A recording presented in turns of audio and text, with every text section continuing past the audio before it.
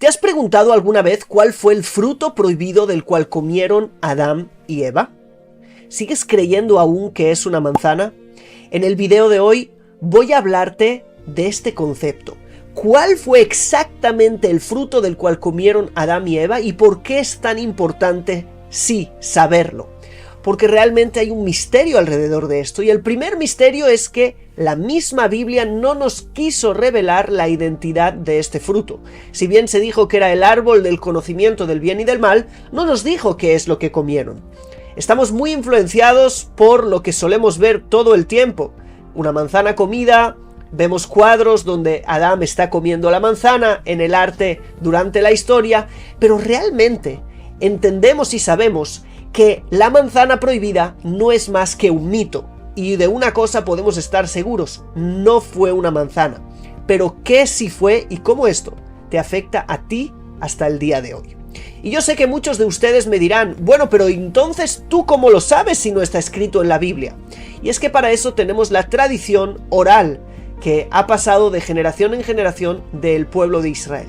Pero antes quiero decir que este video no es para todo el mundo. Este video es para personas de un alto nivel espiritual, porque personas que se quieran quedar solamente en la superficie no van a entender demasiado de lo que estamos diciendo. Pero si eres una de aquellas personas que le interesa conocer los conceptos profundos que hay detrás de los conceptos bíblicos, entonces bienvenido a este video. Vamos a empezar con la primera fuente al respecto. Vamos a leer un pasaje del Talmud, en el Tratado de Berajot, en la página 40. Pero antes, quiero advertirte de algo. Vamos a ver diferentes opiniones de lo que fue o no fue el árbol del conocimiento del bien y del mal, de qué tipo de árbol estamos hablando.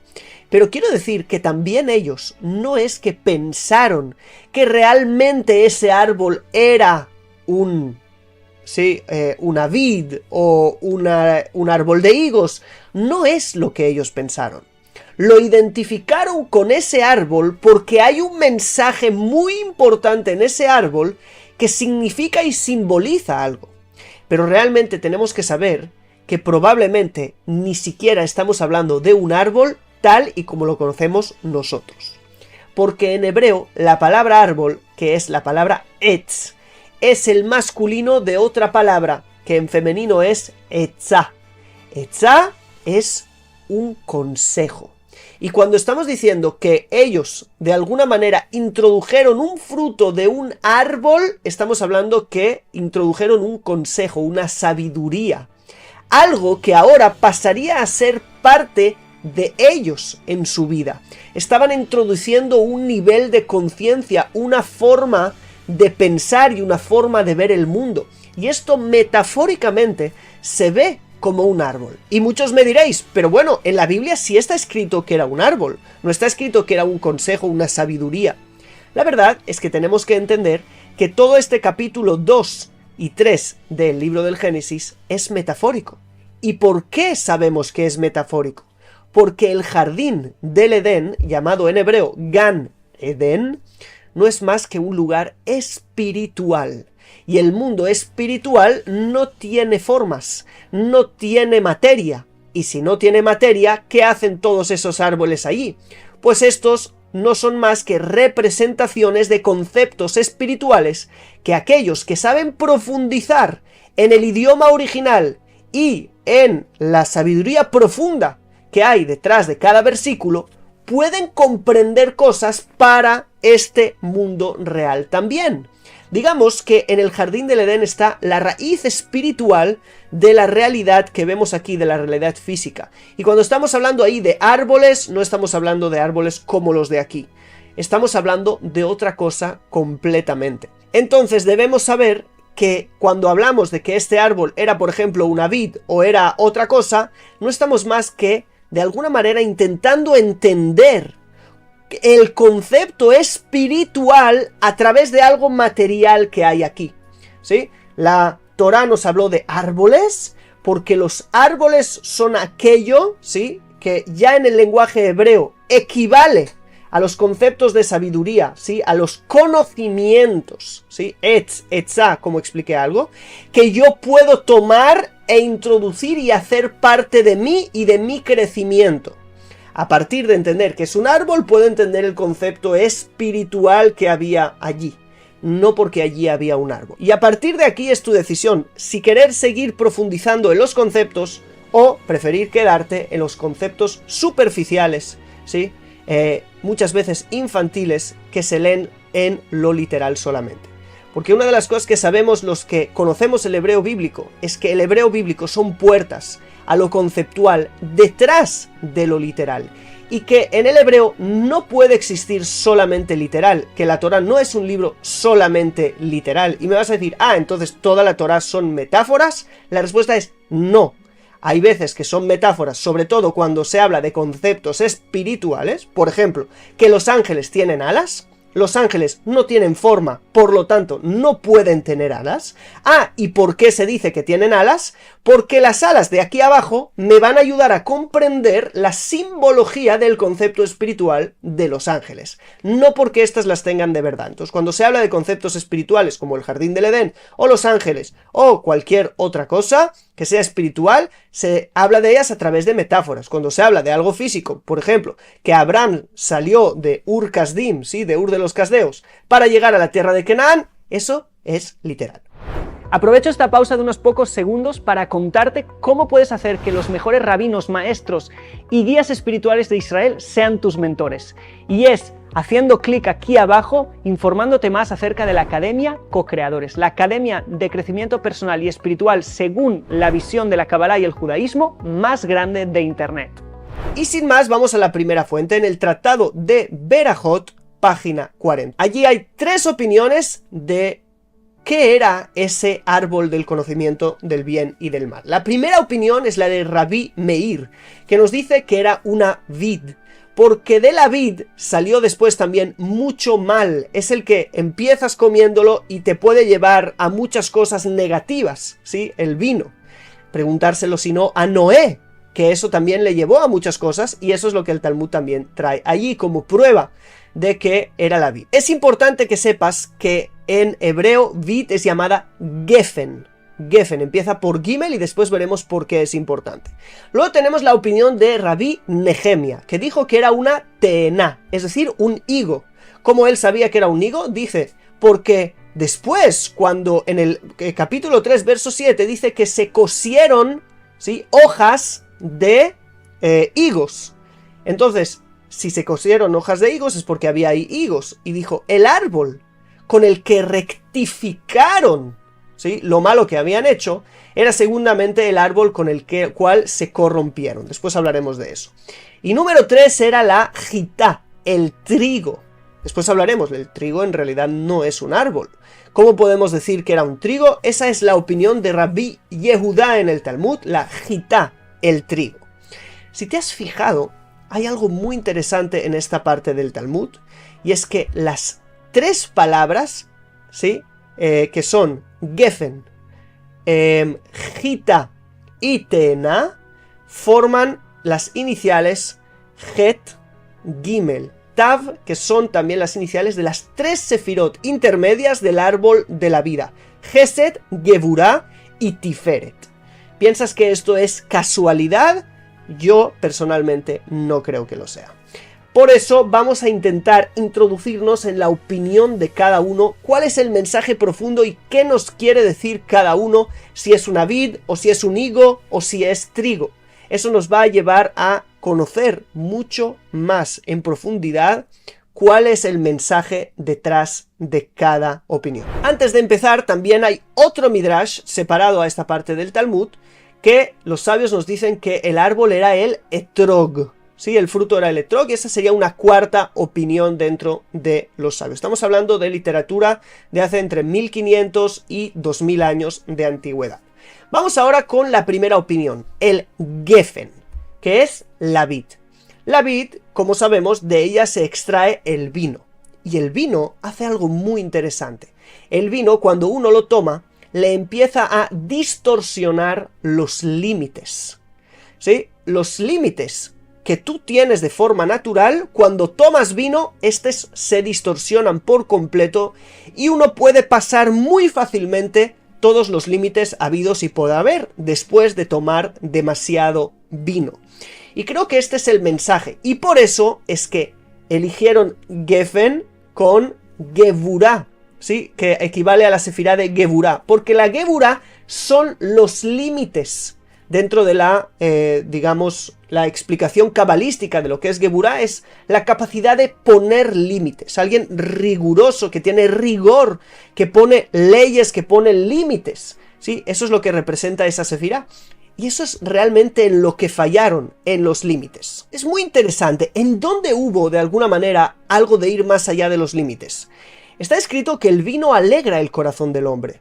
Y la alegría es una virtud espiritual que todos debemos buscar. Sin embargo, cuando vamos demasiado, ¿sí? Demasiado vino, demasiado, vamos más allá a buscar demasiada alegría y nos estamos ya pasando, entonces en vez de virtud espiritual encontramos destrucción. Por lo tanto, lo que se necesita aquí es saber reconocer los límites. Hay algo que nos recuerda mucho a esto que estamos hablando, y es la historia de Nadab y Abiú, que son los dos hijos de Aarón que murieron por un fuego que les quemó cuando ofrecieron incienso que Dios no les había ordenado traer. Justo después de esa historia, la Torá advierte a todos los sacerdotes no beber vino, y de ahí entiende el Zohar que lo que les pasó a ellos es que vinieron bebidos a hacer el servicio. Y eso es muy interesante porque sirvieron a Dios de una manera que Dios no les ordenó, Dios no quería eso, y además vinieron bebidos. Es decir, quisieron ir más allá de los límites para encontrar a Dios. Lo mismo que le pasó a Adán. Adán quería ser como Dios. Querer ser como Dios no es algo malo. Pero nosotros tenemos que hacer ese camino de parecernos a Dios dentro de nuestra vida material. Eso es lo que Dios ha decidido para nosotros. Y ellos querían simplemente separarse de todo límite, ¿sí? De todo límite físico a través del vino para ir más allá. Eso es un poquito lo que le pasó a Adán según esta opinión. Por lo tanto, tenemos aquí un mensaje muy importante.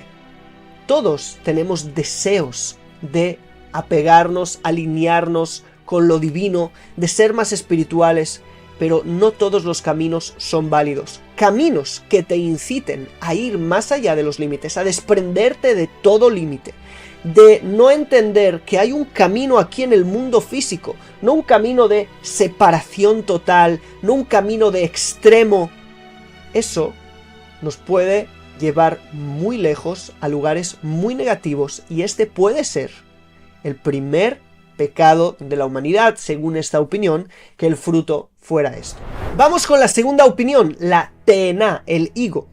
El gran cabalista, el Rav Kook, nos explica que la palabra Te'ená tiene dentro la palabra Anaá, que es el disfrute, el gozo material. Cuando vemos la descripción de qué hizo caer a Adán y a Eva de ese árbol, dice que era agradable a los ojos, ¿sí? Era Tavá laenaim, es decir, la palabra Tavá no es solo agradable, es como deseoso, un deseo material, un deseo carnal, para decirlo de alguna manera. Y creo que ahí está también el punto según esa opinión.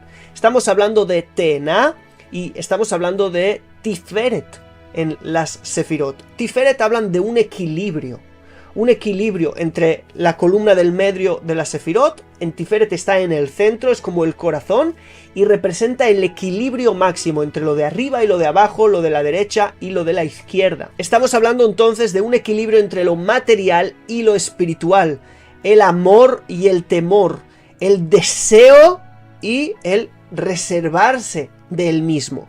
Según esta opinión, el gran fallo de Adán y Eva hubiera sido puesto lo material demasiado sobre lo espiritual. Por un lado, dijimos en el principio que no podemos dejar todo lo material y todo límite para irnos a lo espiritual, pero tampoco podemos sobreponer lo material sobre lo espiritual. Necesitamos realmente un equilibrio entre los dos.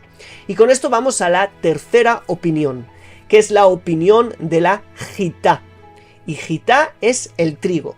Y eso requiere de algunas explicaciones, porque ya dijimos que el trigo no es un árbol. Sin embargo, el gran rabino cabalista, el Rav Kook, nos dice que en las fuentes antiguas vemos que en los diferentes midrashim, que son tipo de historias o leyendas que se cuenta para enseñarnos mensajes profundos de lo que hubo, se dice que antes la jitá, el trigo, era como un árbol que llegaba hasta lo más arriba, como los árboles más altos que hay.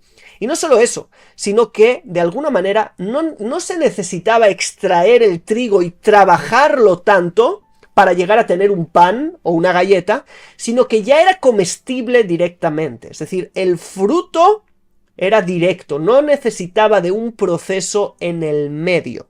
¿Sí? Dios era el que se encargaba, ¿sí? La naturaleza, Dios a través de la naturaleza se encargaba del proceso y no tú. Y aquí hay una enseñanza muy tremenda, porque el haber pecado con esto significa que el hombre quiso traer para él el proceso. Yo voy a hacer el proceso y no voy a depender de Dios. Yo haré mi pan, yo lo extraeré y me haré lo mío. Yo quiero conocer el bien y el mal para hacer mi propio camino, no quiero dependencia de Dios. Este error conceptual de cosmovisión, de falta de espiritualidad y conexión con Dios, se ha repetido todo el tiempo. ¿Por qué cuando salieron los hijos de Israel de Egipto dicen que echaban de menos todos los peces que les daban los egipcios, echaban de menos las sandías, los ajos, las cebollas? ¿Por qué? Porque en el desierto y en la tierra de Israel, que depende de las lluvias, dependen de Dios. Sin embargo, en Egipto ellos no dependían de nadie. De alguna manera se habían acostumbrado a ser esclavos, a recibir todo lo que habían recibido, y en Egipto nunca hace falta la lluvia, porque tienes el Nilo y de allí puedes extraer el agua para hacer lo que tú quieras. Eres libre, pero esclavo.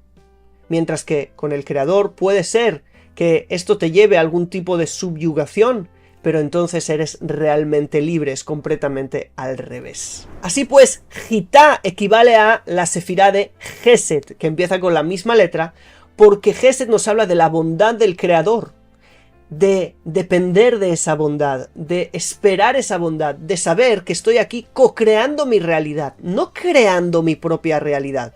Hay una parte de mi realidad que se crea desde arriba y yo me asocio a eso para crear la realidad. Pero en cierto aspecto estoy dependiendo, en la mayoría estoy dependiendo del Creador, y es gracias a Él que tengo lo que tengo, que soy lo que soy, y entiendo que soy un canal de la luz divina fluyendo y brillando aquí en este mundo. Hay a mucha gente que esto no le gusta porque eso le hace sentir dependiente. Ellos quieren su independencia aunque les vaya peor.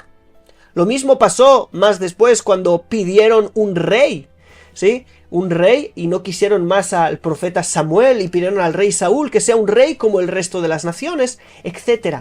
Esta forma de ver el mundo de no quiero depender de algo que desconozco, no quiero depender de algo que en cualquier momento pueda estar en mi contra, eso me hace ser dependiente, y no, en realidad no es dependencia, en realidad se llama co-creación, pero ese tema ya será para otro vídeo. Y como ya dijimos, hay una cuarta opinión, que es la del etrog. El etrog es el fruto que nosotros usamos en la fiesta de Sukkot, y hay en él misterios muy profundos, pero no los vamos a tocar en este vídeo, sino en otro.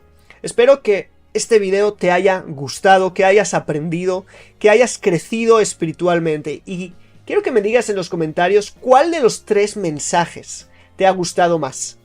¿El de la vid, el del higo o el del trigo? ¿Y cuál es el que vas a intentar mejorar en tu vida? ¿El de la vid, con los límites, no desear lo espiritual separándome de lo material?